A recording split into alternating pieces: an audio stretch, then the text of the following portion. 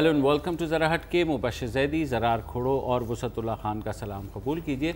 इस हफ्ते के अवाइल में ये खबर आई कि तुर्की के शहर इस्तंबुल में 6 पाकिस्तानियों को तुर्क पुलिस ने एक ऑपरेशन के बाद बाजियाब कराया। ये वो पाकिस्तानी थे जो गैर कानूनी तौर पर पाकिस्तान से यूरोप की तरफ जा रहे थे। तुर्क सरहद पर इनका लेन देन का मसला हुआ तुर्क एजेंट्स और अफ़गानी एजेंट्स के साथ, जिसके बाद उन्हें यरगमाल बना लिया गया। उसके बाद उनकी पाकिस्तानी फैमिली से 20 लाख रुपए फ़ीकस तावान मांगा गया, जिसके बाद रिपोर्ट्स हुई। दोनों ममालिक की एजेंसी ने कोऑर्डिनेटेड ऑपरेशन किया जिसमें FIA ने गुजरांवाला में छापा मारा, 3 इंसानी स्मगलर्स को पकड़ा। वहाँ तुर्की की पुलिस ने इनको बाजियाब कराया और जिन्होंने इन्हें यरगमाल बनाया हुआ था उनको गिरफ़्तार कराया।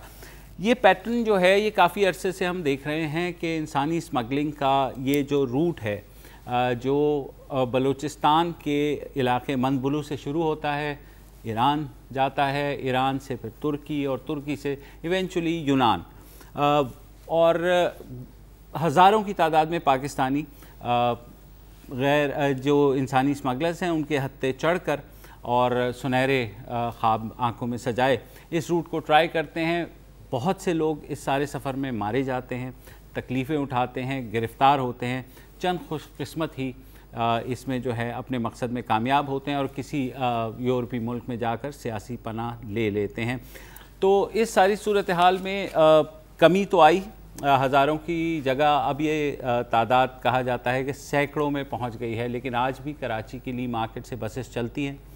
डेरा गाजी खान की तरफ से भी बलूचिस्तान जो जाती है बस सर्विस हर हफ्ते दो रोज़, बुध और सैटरडे, बुध और हफ्ते के रोज़ ये बसें चलती हैं और वहाँ जाती हैं। वहाँ एजेंट्स जो हैं सेंट्रल पंजाब में मेन नेटवर्क है गुस्सा साहब, आपको तो गुजरांवाला, लाला मूसा, खारियाँ, मंडी बाउद्दीन ये है। और बाकायदा मतलब याद है कि एक मैं गुजरांवाला का दोस्त है, उससे मेरी बात हो रही थी, उसने कहा कि यार कोई गाँव है जहाँ पर आपसे कोई शादी भी नहीं करेगा अनलेस कि आप बाहर होके वापस नहीं आए। एटलीस्ट एक अटेम्प्ट जरूर की, एक अटेम्प्ट करनी होगी। FIA जाहिर है इस पूरे खेल को देखती है।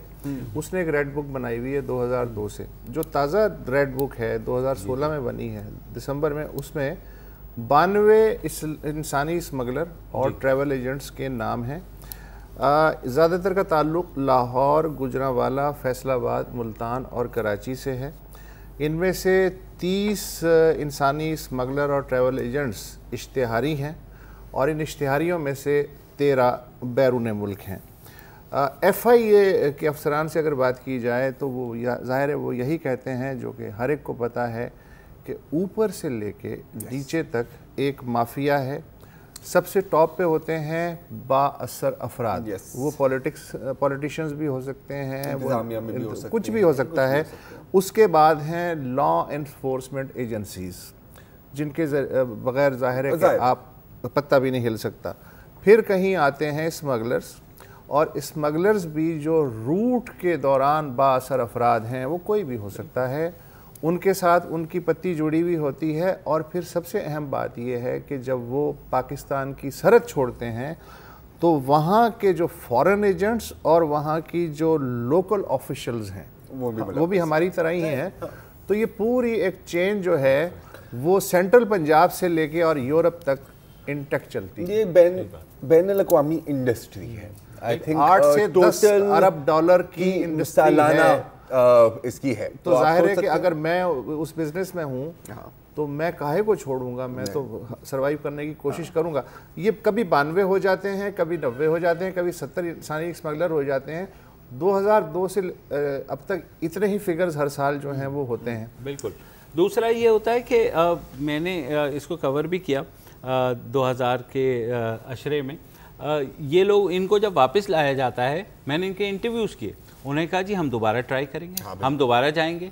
क्योंकि FIA क्या करती है, वापस आती है, उनसे इंटरव्यू लेती है, और जाहिर है कोई ऐसा वो कानून नहीं है कि आप उनको जो है रख सकें बड़ी देर तक, तो वो उनको छोड़ देते हैं। वो क्योंकि इसमें 1 लाख से लेकर और 8 लाख तक की रकूम जो है, जिसका जितना बड़ा हाथ लग जाए वो होती है और वो दी जाती है। जैसे मैंने कहा यहाँ से बसेस चलती हैं। अब FIA वालों से बात करें, वो ये कहते हैं कि भाई ये तो बसेस चल रही हैं और हमें तो कहते हैं हम बलूचिस्तान अपने मुल्क जा रहे हैं, تو اپنے ملک کے ود ان ٹریول کر رہے ہیں تو ہم ریسٹرکشنز بھی نہیں لگا سکتے. لیکن وہ یہ بات آبویسلی کور اپ کر جاتے ہیں کہ مندبلو میں جو ہے جہاں پہ یہ سارے کا سارا کاروائی ہوتی ہے, جہاں سے آپ ایران کے اندر گھستے ہیں اور دونوں سائڈ پہ ظاہر قبائل ہیں, وہاں پر بھی ایجنٹس ہیں, وہاں پر بھی پیسے چلتے ہیں, بارڈر سیکیورٹی فورسز کے ساتھ سارا کچھ ہوتا ہے. تو یہ سلسلہ جاری و ساری ہے. کچھ سیریا کی وجہ سے بھی شام کی جو صورتحال ہوئی اس میں بھی تیزی آئی, کیونکہ ظاہر ہے جب انفلکس ہوا ہے یورپ میں ریفیوجیز کا تو آپ نے دیکھا ہوگا کہ بہت سے پاکستانی بھی اس میں شامل ہو کر کے جرمنی بھی, بعد افغانی, پھر پاکستانی. تو یہاں تک تو ہم کو سب سٹوری پتا ہے کہ وہ وہاں جاتے ہیں اور کیا ہوتا ہے. اچھا, زیادہ تر پاکستانی کیونکہ پکڑے جاتے ہیں یونان میں پھنس جاتے ہیں, تو وہ یونان میں پھنس جاتے ہیں, خاص طور پہ وہ جو ایک جزیرہ ہے لیسبوس. ایگزیکٹلی. اور کیونکہ کشتی سے سفر کرتے ہیں, ظاہر ہے ترکی سے آپ جا کے آگے کشتی سے سفر کرتے ہیں, لینڈ سے تو اپنی کراس کریں گے بیکاز وہ بہت ایک ہیویلی گارڈیڈ بارڈر ہے ٹرکی اور گریس کا. ان کی بھی پاکستان انڈیا والی ریلیشن ہوئی ہیں ہمیشہ, تو وہاں سے وہ جاتے ہیں. جو بدقسمت ہوتے ہیں, فیری ٹور خراب ہو جاتی ہے, ڈوب جاتے ہیں, پیسے نہیں دے سکتے, کبھی کبھی بعد پھینک جاتے ہیں. خواتین ہیں تو ان پہ جنسی تشدد بھی ہوتا ہے. جو پھر تھوڑے بہت بچ جاتے ہیں سیکنڈ ٹیئر میں, جو نہیں آگے گھس سکتے, وہ پھر گریک یونان کے ریفیوجی کیمپس میں آ کے پھنس جاتے ہیں. اچھا, ایک خاتون ہے سائمہ حسن جو کہ national organization for migration IOM بھی جسے کہتے ہیں, اس کی ایک ذیلی تنظیم کے ساتھ وابستہ ہیں. وہ وہاں جو سینٹرز جہاں پاکستانی آتے ہیں وہاں موجود ہوتی ہیں, اور ظاہر ہے وہ اردو زبان جاننے کی وجہ سے ان کو یہ جاب ملی ہے کہ وہ ان سے انٹرویوز کریں. تو وہ ابھی پاکستان آئی ہوئی تھی, میں نے ان سے بات بھی کی اور یہ جاننے کی کوشش کی کہ وہاں صورتحال ہے کیا. تو سنیں کہ سائمہ حسن کیا کہتی ہیں. 1 مہینے پہلے رفلی ایک بوٹ آیا تھا کوس کے جزیرے پہ,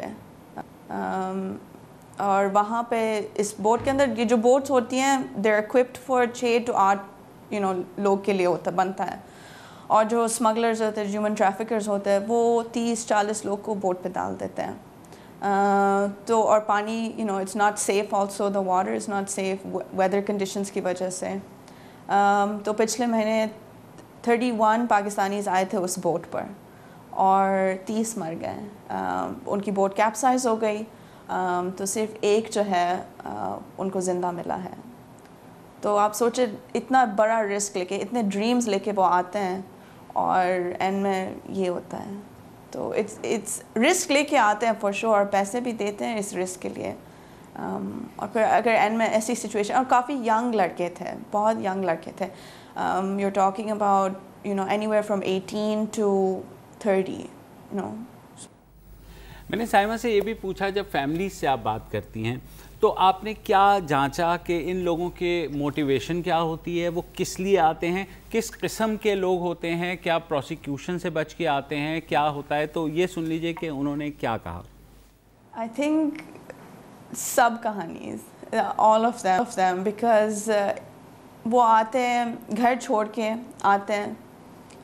ایران ترکی میں اتنے سارے پرابلمس ہوتے ہیں, لینڈ مائنز ہوتی ہے راستے میں, کچھ لوگ مطلب راستے میں مر جاتے ہیں, فائرنگ ہوتی ہے ان کے اوپر, 10-12 لڑکوں کو ایک گاڑی میں بند کرتے ہیں وہ لوگ یہاں لانے کے لیے.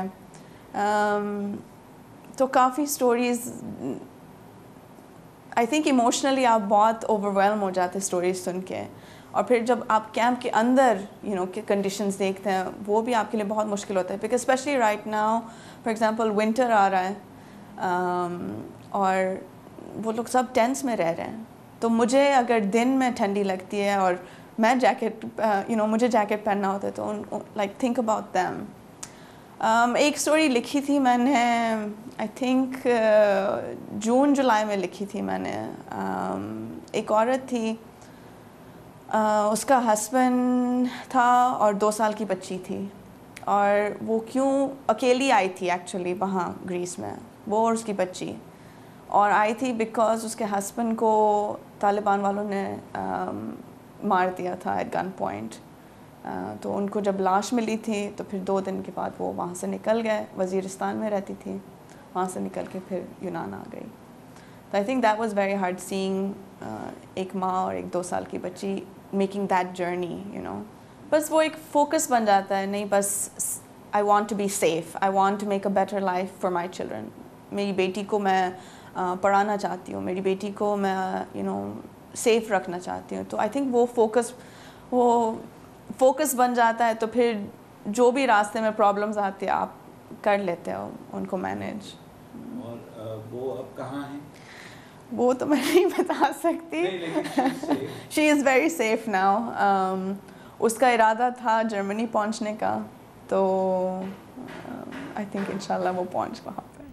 और फाइनली मैंने उनसे ये भी पूछा once we and the interview, last question मेरा ये था कि क्या आपने इतने लोगों से बात की और जाहिर है वो मुसीबत में जब फंस जाते हैं तो उनसे वो आप पूछती हैं कि is it a gamble worth taking? तो सुनिए कि उन्होंने क्या कहा. अलग अलग मोटिवेशंस होती हैं लोगों की. एक तो है यूरोप का जो ड्रीम है वेस्ट में जाके रहना है, वेस्ट में कमाना है. कुछ लोग के हैं इकोनॉमिक माइग्रेंट्स बहुत ज़्यादा आते हैं, उनको यहाँ आके मतलब वहाँ जाके पैसे कमाने होते हैं ताकि फिर घर भेज सके, घर पे घर चला सके, घर पे और बड़ा मकान बना सके. जो भी उनके यहाँ के जो ड्रीम्स हैं, यहाँ की लाइफ अच्छी बनानी होती है फैमिली के लिए.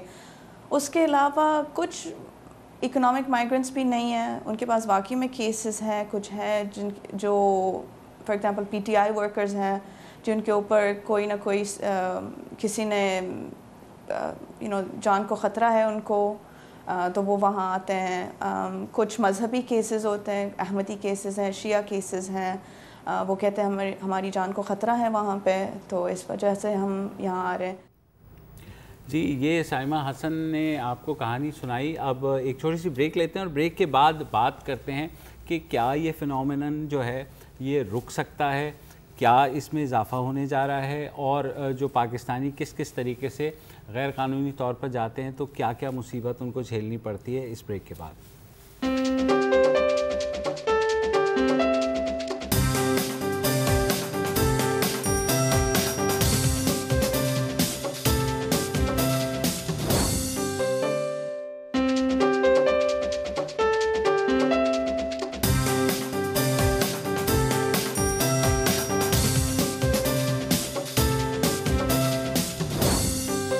वेलकम बैक जी. बात हो रही है ह्यूमन ट्रैफिकिंग की और ख़ास तौर पे वो रूट जो पाकिस्तान, ईरान, तुर्की और फिर यूनान से आगे यूरोप की तरफ जाता है. एक और रूट भी है जो ऑस्ट्रेलिया की तरफ जाता है, और ये ज़्यादातर हज़ारा शिया कम्युनिटी इस्तेमाल करती है जो खौफजदा होकर पाकिस्तान से जाने की कोशिश करें, या एमडी भी. वो लेकिन अब काफ़ी ब्लॉक हो गया है बिकॉज ऑस्ट्रेलियन गवर्नमेंट ने क्रैक डाउन किया. अगर आप एयरपोर्ट जाएँ तो आपको एक बड़े बड़े बैनर भी नजर आएंगे, you will not make Australia your home. और वहाँ पर भी जो कंडीशंस है रेफ्यूजी कैंप्स की, वो कॉन्सेंट्रेशन कैंप से भी कम नहीं है. पापुआ न्यू गिनी में पापुआ न्यू गिनी में नौरू के नाम से, बट एनीवे उसकी बड़ी हॉरर स्टोरीज हैं. जहाँ जो अभी यूनान में जो सिचुएशन है ना, क्योंकि अभी यूरोप में सख्त सर्दी है और मैं अभी पढ़ रहा था कि वहाँ पे जो रेफ्यूजी कैंप्स हैं वहाँ पे मतलब गर्म कपड़े किसी को नहीं मिल रहे और ना ही वो टेंट्स विंटराइज्ड हैं. तो ये डर लग रहा है कि खासतौर पे जो कम उम्र हैं, जो बच्चे हैं, वो कहीं सर्दी से ना मर जाए. अच्छा, अब उनमें से पाकिस्तानियों की तादाद बहुत कम है क्योंकि ये ज़्यादातर इकोनॉमिक इमिग्रेंट्स होते हैं जो यूरोप जाते हैं. और अनफॉर्चुनेटली एक बात ये भी है कि कभी कभी वो लेजिटिमेट रेफ्यूजीज का हक भी मारते हैं क्योंकि वो दिखाना चाहते हैं कि जी हम शामी हैं, हम शामी हैं. अब वो ऐलान उल कुर्दी वाली सिचुएशन तो नहीं है ना, ये तो बिल्कुल डिफरेंट सिचुएशन है. और ये जो पकड़े गए हैं तुर्की में, ये फिर भी खुशकिस्मत है. ये खुशकिस्मत है. मैं आपको एक 2002 की कहानी बताना चाह रहा हूँ. मैसेडोनिया जो यूनान के बिल्कुल बराबर में ही है, एक खबर आई थी और ये 9/11 के अटैक्स के कुछ 6 माह बाद की बात है कि 6 पाकिस्तानी दहशतगर्द पुलिस मुकाबले में मारे गए. एक सेल, टेररिस्ट सेल ब्रेक किया, स्लीपर सेल मैसेडोनियन पुलिस ने ब्रेक किया. मुझे अजीब लगा, मैं कहा मैसेडोनिया में वो क्या करने गए थे. तो मैसेडोनिया के जो वजीर दाखिला है उनका कहना था कि ये प्लान कर रहे थे वेस्टर्न यूरोप में अटैक करने का. बाद में क्या पता चला कि मैसेडोनिया की हुकूमत चाहती थी कि वो वॉर ऑन टेरर में अपना भी नंबर लगाए. तो वजीर दाखिला ने बाकायदा इंस्ट्रक्शन दी पुलिस को कि आप मुझे कोई मुसलमान लुकिंग इमिग्रेंट्स पकड़ के दें پھر ہم ان کو ایک جگہ لے جائیں گے US ایمبیسی کے سامنے میں ایک اپارٹمنٹ میں رکھیں گے اور وہاں پر ان کو ہم قتل کر دیں گے اور کہیں گے کہ جی یہ ٹیررسٹ تھا. اس وقت Sheikh Rashid minister of information تھا اور انہوں نے اس کیس کافی ریز کیا تھا. انصار برنی نے بھی یہ کیس ریز کیا تھا. تو یہ بھی ہوتا ہے ان کے ساتھ. اچھا ایک اور جو پہلو ہے وہ ہے کہ یہ تو وہ ہیں جو اپنی مرضی سے پیسے ویسے دے کے جو ہیں وہ جاتے ہیں سنہرے مستقبل کی تلاش میں اور کالا مستقبل اکثر لے کے واپس لوٹتے ہیں. ایک وہ ہیں کہ جو وہاں آلریڈی موجود ہیں مگر جیلوں میں ہیں, بیرون ملک زائد از مدت قیام کیا جرم میں یا جعلی دستاویزات کے ذریعے ملک میں غیر قانونی داخلہ یا قتل اور ریپ جیسے کرائم میں بھی تھوڑے بہت ہیں. پاکستانی دفتر خارجہ کا مطابق 8,835 پاکستانی اس وقت بیرون ملک جیلوں میں ہیں اور سب سے زیادہ ان قیدیوں کی تعداد ہمارے جو اسلامی برادر ملک سعودی عرب ہے وہاں ہے. وہاں تقریباً 2400 سے 2500 کے درمیان قیدی جیل میں ہیں.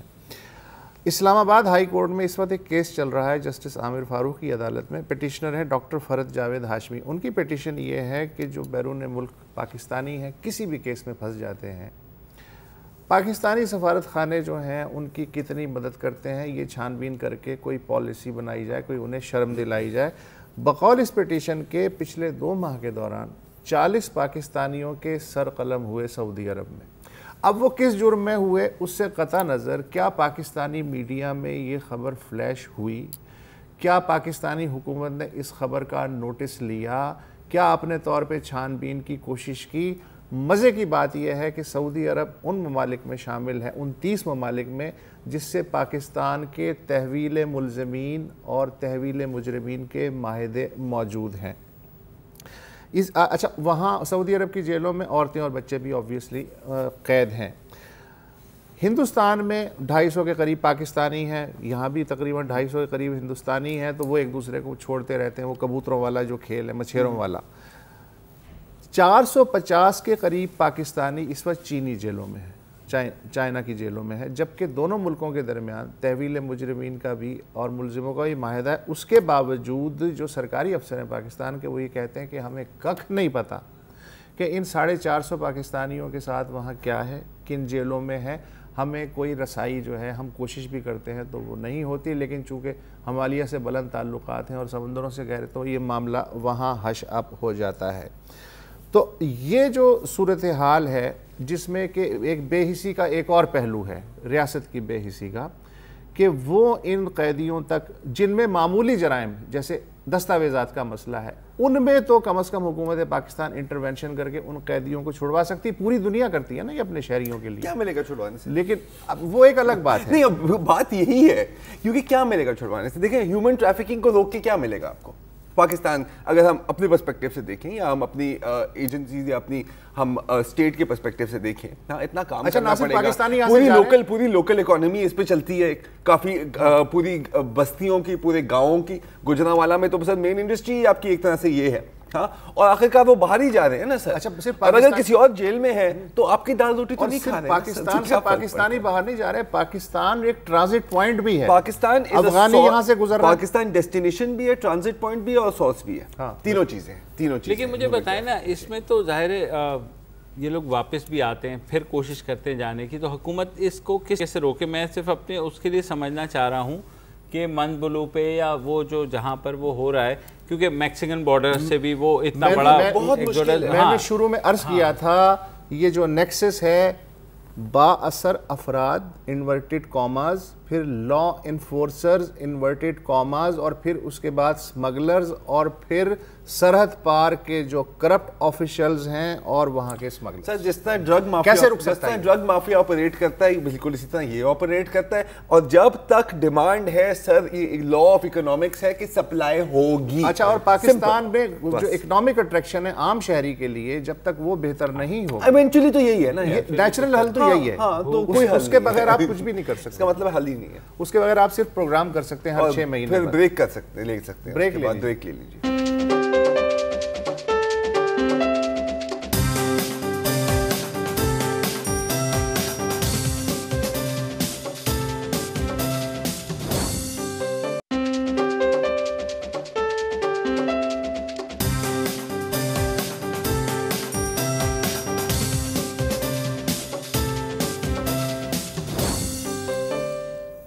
Welcome back.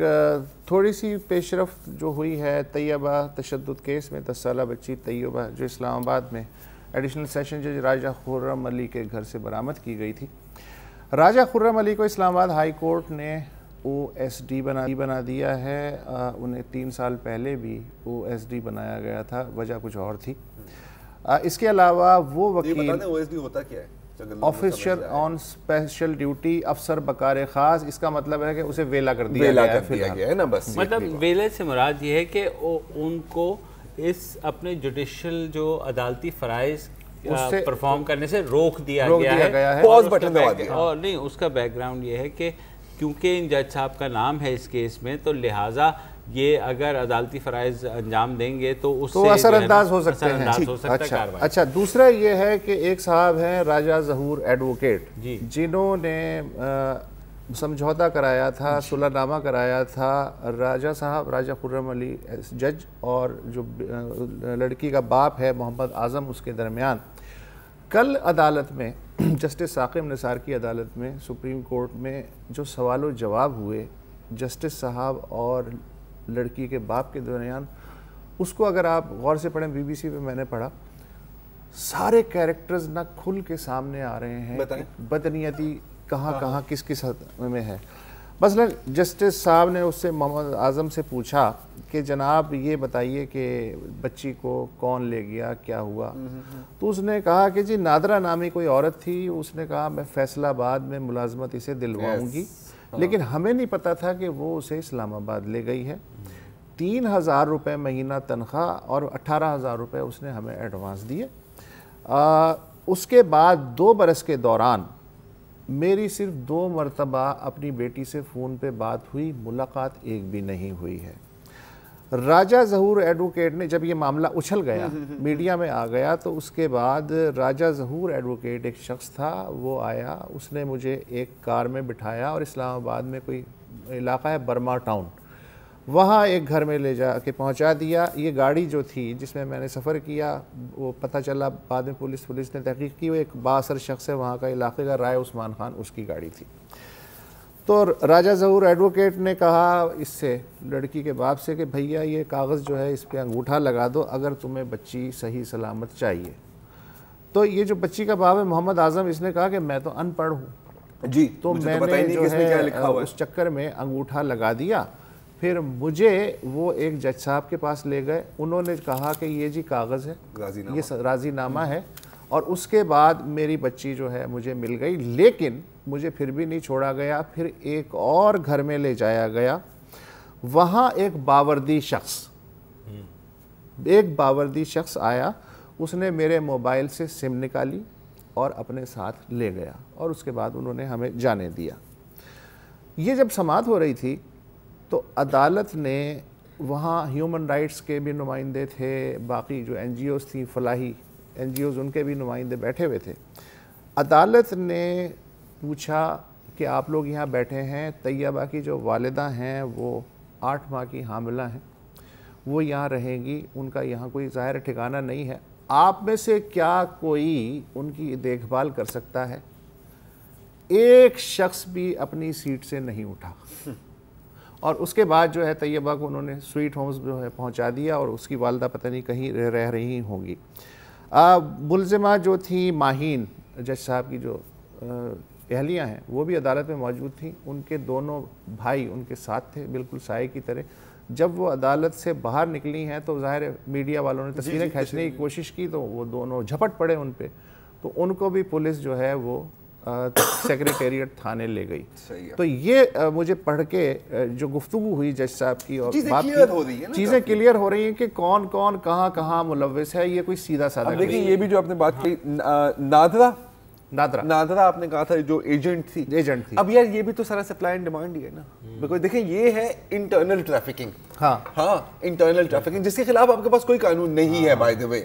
ایکسٹرنل ٹریفکنگ کے لیے دلال کا کردار ادا کر رہا ہے. بالکل سر, قانون کی جو دلالی ہوتی ہے یہ بھی پورا کاریہ نہیں ہوتی, یہ بھی تو ایک دھندا ہے نا. اور ایک باوردی شخص فون کی سم نکال رہا ہے. اس کا مطلب ہے کہ JIT کے جو سربراہ تھے ان کو بھی ہٹایا گیا ہے, اور یہی الزام کاشف عالم پولیس نے طیبہ کو اپنی کسٹڈی میں رکھا ہوا تھا اور انہوں نے عدالت میں اپنی ایفیشنسی کے لیے کہا کہ جناب وہ ابھی ہم تلاش کر رہے ہیں اور تلاش کر کے جبکہ وہ پولیس کے پاس تھی. آپ کو یاد ہے کہ کچھ روز پہلے یہی کنفیوژن ہوئی تھی, بہت لوگ پوچھ رہے تھے, خبریں پھیلی تھی کہ بھائی طیبہ غائب ہو گئی ہیں, تو پھر مبشر نے پتا کیا ٹاؤن میں صبح 4 بجے اس کا فون بند ہوا اعظم کا, اس کے بعد سے اس کا پتہ نہیں تھا, اور 3 دن بعد آپ نے یہ خبر دی تھی کہ ڈان کی رپورٹر کے مطابق وہ پولیس کسٹڈی میں ہی ہے, لیکن پھر اس کے اگلے روز یہ خبر آئی کہ پولیس اس کی ریکوری کے لیے چھاپے مار دیا. تو یہ عجیب ایک بات لگی تھی نا ہمیں. اب یہ جو ہٹایا گیا اس کی ریزن یہی دی گئی ہے کہ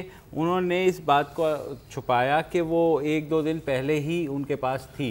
لیکن پتہ ہے تو ڈانڈے دیکھیں کہاں سے کہاں ملتے ہیں, لیکن پتہ حالانکہ صرف 10 سال کی بچی کا کیس. اس بات میں میں تھوڑا سا کنفیوزڈ ہوں, یہ جو JIT کے ہیڈ کو چینج کرنے والی بات ہے نا, کہ اگر صرف اس بات کی کہ بھائی آپ کے پاس تھی اور آپ نے اس کو کیوں رکھا اپنے پاس, I don't know, because usually میں نے اتنی اصول پہ پابندی دیکھی نہیں ہے اس طرح کی کہ سر you have violated code of conduct, میں آپ کو ہٹا رہا ہوں.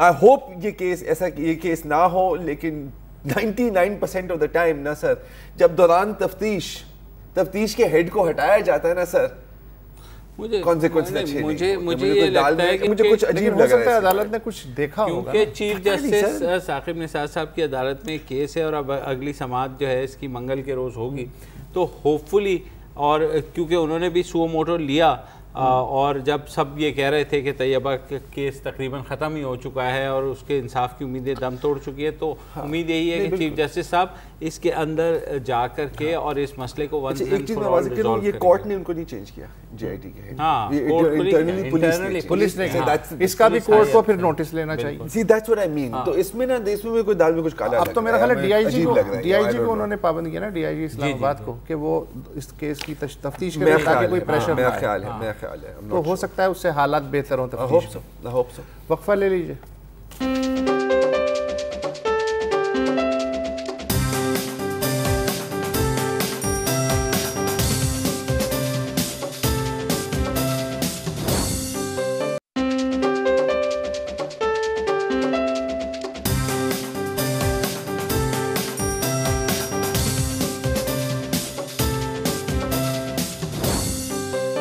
Welcome back. اور کون کہتا ہے کہ پیناما کیس سے کچھ نہیں نکلے گا, کیونکہ پیناما کیس سے کم از کم ایک فائدہ ہوا ہے, اور وہ یہ ہے کہ میری علم میں اضافہ ہو گیا ہے. پوچھو کیوں؟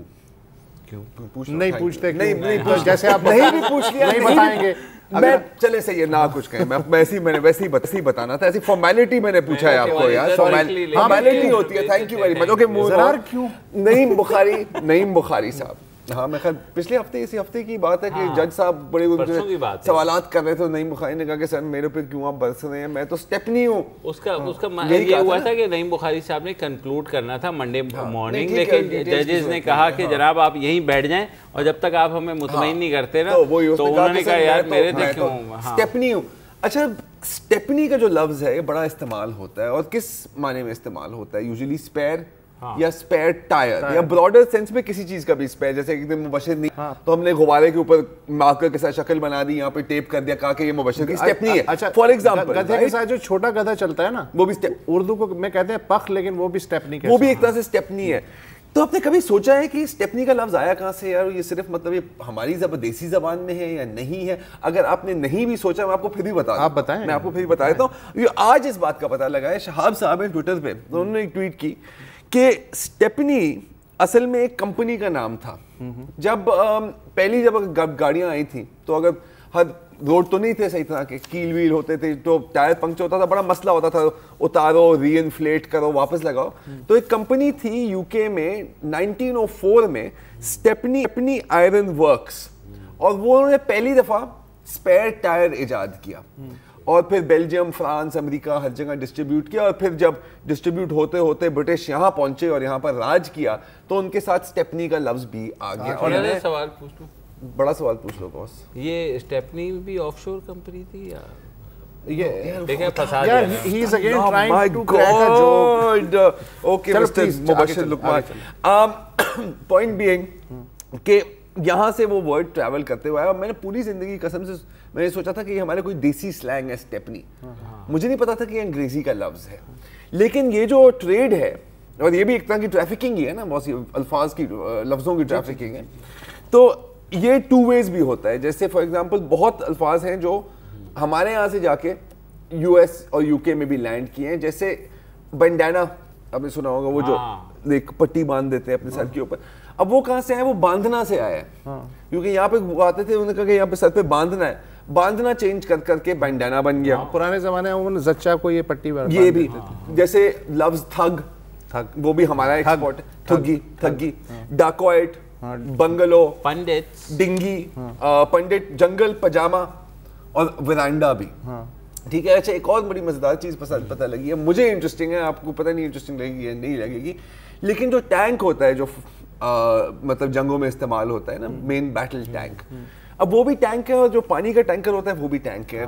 تو یہ ایسا کیوں ہوا تھا؟ بتاؤ. میں بتاتا ہوں, کیونکہ مجھے پتا ہے کہ آپ جاننا چاہتے ہیں. پہلی جنگ عظیم میں یہ ایک سیکرٹ پروجیکٹ تھا ویسٹ کا, کہ یہ جو ٹرینچ وارفیئر ہے نا, اس کی ہمیں کوئی مشین چاہیے جو اس کے اوپر سے جائے گا. اب وہ شپ کر رہے تھے یورپ ان ٹینکس کو, لیکن ظاہر ہے کہ وہ جرمنس کو نہیں پتہ چلنا چاہ رہی تھا کہ یہ کیا ہم بھیج رہے ہیں. تو جب اس کے اوپر آپ وہ چادر ڈال دیتے تھے تو لگتا تھا کہ کوئی واٹر ٹینک جا رہا ہے, تو اس کے اوپر انہوں نے لکھ دیا ٹینک, اور جو کارگو مینیفیسٹ تھے اس میں بھی لکھا ہوا تھا کہ نہیں جی یہ تو ہم فوجیوں کے لیے, اور جرمن تو سارے پنک پینتھرز تھے. ہاں, ان کو تو بالکل سمجھ ہی نہیں آئی. تو اس وجہ سے ٹینک. اچھا, آپ نے جو ہے پجیرو جیپ دیکھی؟ پجیرو جیپ, حالانکہ جیپ الگ چیز ہوتی ہے, پجیرو الگ ہوتی ہے, لیکن ہر جو 4 ویلر ہے, چائے ٹی پی ہے, 4 ویلر ہے, ہم کہتے ہیں جی جیپ دیکھو جا رہی ہے. ہاں, یہ بھی. آپ کون سی کوک پیئیں گے, فینٹا یا 7 اپ؟